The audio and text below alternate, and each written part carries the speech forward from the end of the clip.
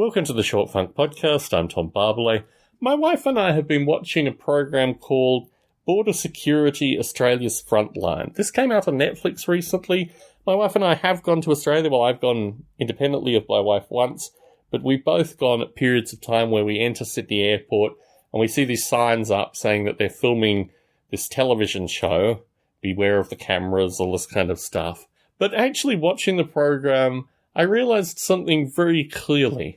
Firstly, it's not that I enjoy smuggling things to various places, but for a majority of my life, I've sent little packages to myself before I actually cross borders and these kind of things, as a means of improving the quality of food that I'm consuming, as a means of giving gifts to people, but mainly so I don't have to engage with border security agents at all, in any kind of negative light. I just shuffle through, typically through the way I fly. My eyes are usually bloodshot. I'm usually the worse for wear after any 10 to 14 to 16 hour flight. And I've learnt time again that really when you travel, you must travel as light as possible with the least amount of stuff on you. You must placate these individuals and you must get out of the circumstance as fast as possible.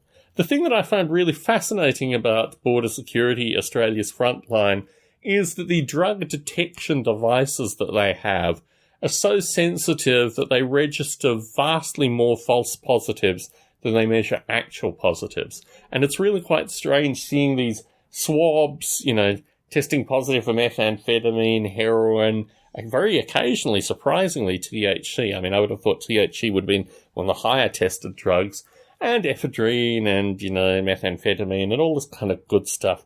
And really, I start to wonder whether actually the machines themselves are contaminated. So when they do end up swabbing a bag, it's almost always a positive result for some form of narcotic. The other thing that I love is the beagles and various other security dogs that they employ at airports, primarily discovering food, finding food on people, and doing all this kind of stuff. I never travel with food. I avoid food in all circumstances, fresh fruit, all this kind of stuff. It really is very sad that you can't travel with fresh food items, well, primarily to consume on the flight, I guess. But Australia has a very particular view associated with how it's remained such an unspoilt country, even with the advent of cane toads, rabbits, sheep, a wide variety of agricultural things, both explicit and implicit, that have been able to cross the border always, or almost always legally, might I add, and destroy wide fractions of the Australian outback. It always strikes me as strange, these kind of narratives. But in watching this program with my wife, I know so much about Australia just implicitly from my experience living there, but also from my times travelling backwards and forwards, that I can always predict what the responses are going to be, particularly associated with visa laws and other things. Unfortunately, Netflix only had a single season of this show. My hope is that they will add more seasons. They're not orthogonal to the actual aired in Australia season. They're actually a combination of seasons, and they haven't gone back to the 2004 offering. They're starting at about 2013, 2014. So if Netflix gets more of the shows, my wife and I will no doubt continue to watch them. It is with some fascination around the dinner time meal that my wife and I turn this thing on and watch.